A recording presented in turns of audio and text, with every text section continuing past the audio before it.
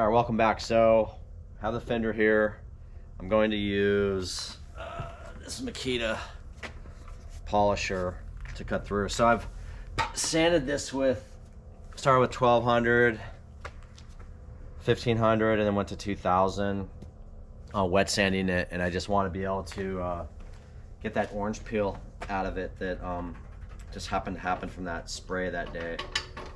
This fender, like I said, got a little bit more. It's up in here. It's hard to see on camera, but you definitely can see it. It's definitely dull right now because I've been wet sanding it, but I'm going to use this ultra cut compound on here just to start polishing it, and we'll see how it gets there. I just want to get this fender done and on the car, get the emblems on, get the lights and everything. So yeah, let me get everything set up, and then I'm just going to do a time lapse of this because it's good. I mean, it's just polishing, but then we'll see how it goes after that, how it looks, and if I'm happy with it. I just need to get this on the car. So.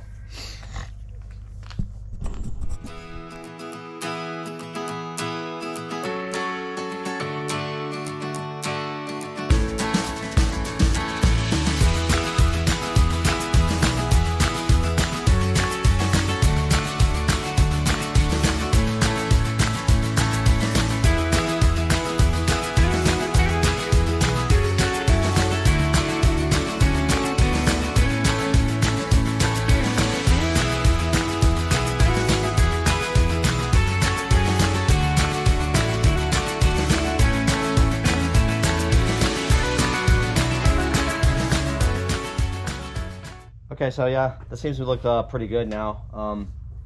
I just use, so on this Makita buffer, these just peel off with Velcro. This is a little bit more rougher pad that you want to use on your kind of final cut polish. So what I'm going to do now is just go ahead and go with it. I'm pretty satisfied with this. I mean, there's a few spots in here I might have to go back over with a little bit, but then I'll yeah, I'm gonna come back through here and just do this, and then I got the top. Once I get it on the car, I can see it a little bit better and work with it a little better, but it's a spot right here. But yeah, that ultra cut compound works really well after you do the wet sanding. One thing, you don't press down. I don't know if you have no experience with this, just don't push down on it. Just let the rotations from the RPMs from the pad, and just kind of follow it on and move it along. You don't need to push on it. And then just with wet sanding, most people know, just watch out for corners. If you stand on the corners, you don't want to do this because you'll just rub the main paint off down into the primer, or even back into the stainless steel for the fender. There's some imperfections on here, right here and here, but I'm pretty happy with this, painting this literally right here in the driveway. So yeah, so I'll just come back. I'm gonna polish this a little bit more in here. I might go over one more time, and then I'll come back with the I think it's show finish. What is it? Show car glaze. I'll come back over that with this pad, which is a finer pad that you can so it doesn't cut the material. This is more meant for cutting material with a high RPM. So yep, so let's get to that, and then we'll see how we are after that.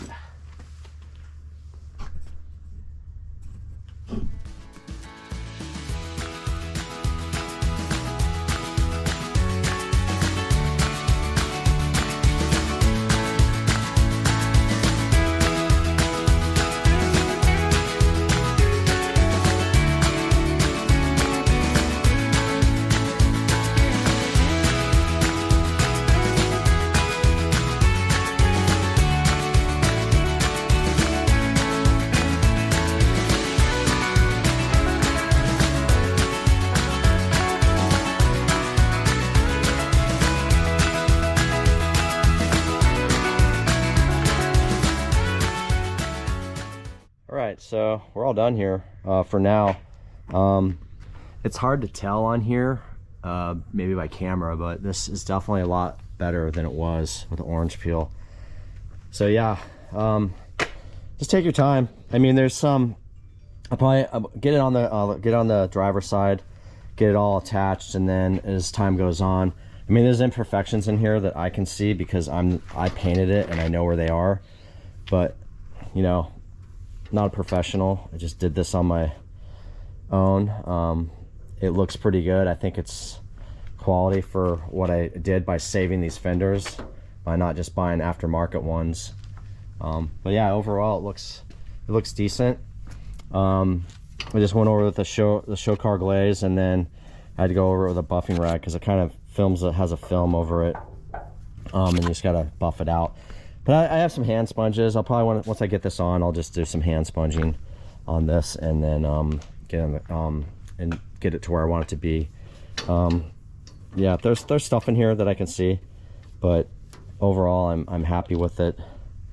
You know, it looks like it got painted, and I'll just keep working at it as I go along. So yeah, so let's get this on the driver's side and see what that looks like. Oh, there's one here too. I gotta get that one in. So there's 4 here. So I'm just getting these bolts in. I have the old hardware, but I figured I could go with some newer hardware. I just picked up the hardware store to make it look a little more shiny. I tried cleaning up the old, you know, the bolt and the washers, and I just couldn't get them clean enough. I don't have a what's it called, like a shaker.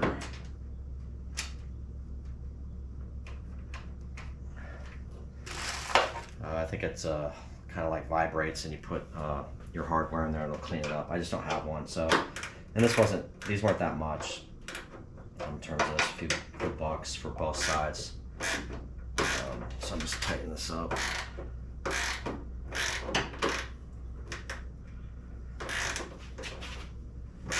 A little trick I didn't do here, but I did it some other places, is to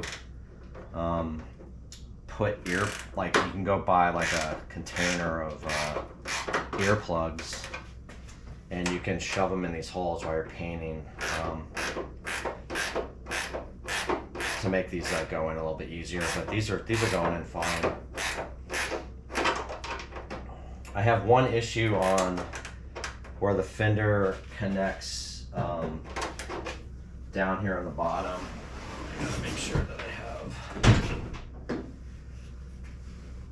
There's that bolt right there that I gotta get to, but I'll get that.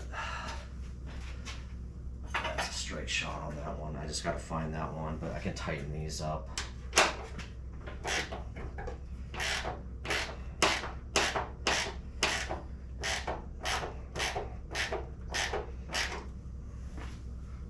But yeah, this turned out pretty good. I mean, there's a little bit of imperfections up here, but I can just work on this while it's on the car. It's a little bit easier. I always get nervous working on actually I'm gonna get a socket wrench. Working on a platform like that with a fender. I don't want to drop it.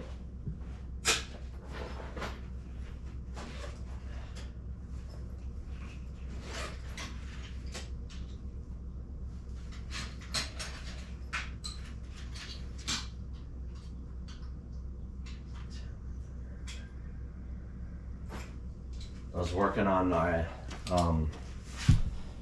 Land Cruiser hood and was taking it off and dropped it, or had it on a one of those stands like that, and it fell off and put a big giant ding in it, which is not always fun when you do that.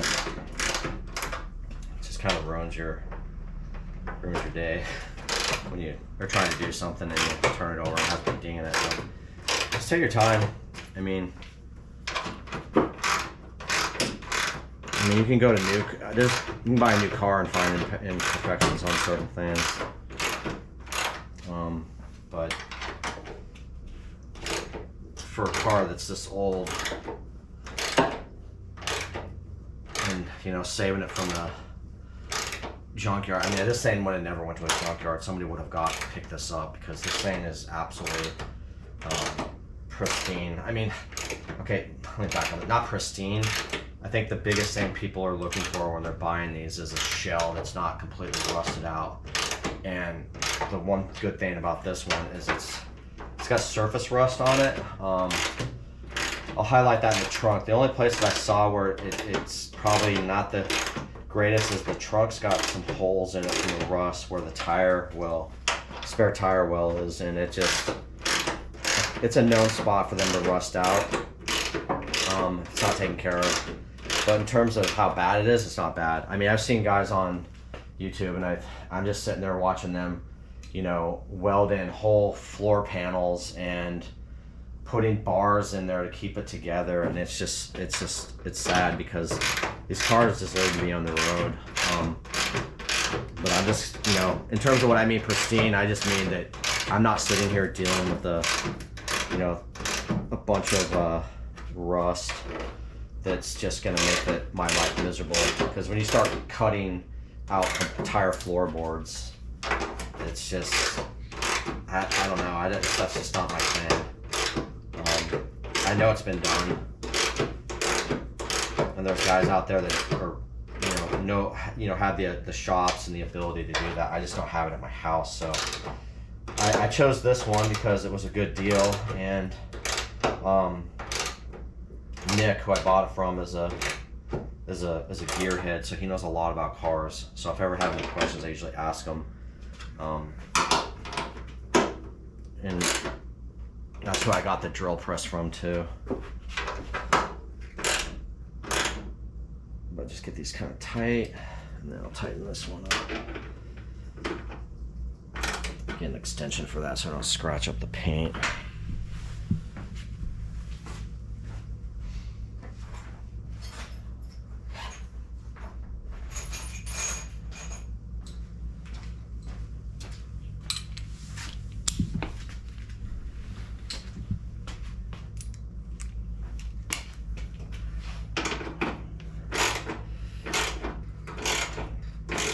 Oh, the thing I don't even think I even answered that question, but I'm not. So there's a bolt on here that hooks the fender into the bottom of the chassis or the frame of the body. Not really a frame, but just the body, and it's so rusted that it broke. So I'm probably gonna have to. I have a guy that works on our not our Land Cruiser, but he does a service on our 4Runner. He's a good guy. They'll probably end up taking this up there to see how we can get that out. We need a whole new muffler system. I mean, I have the muffler here, but it's in bad shape. So I got a guy up there in Fallbrook that he did some work on my Land Cruiser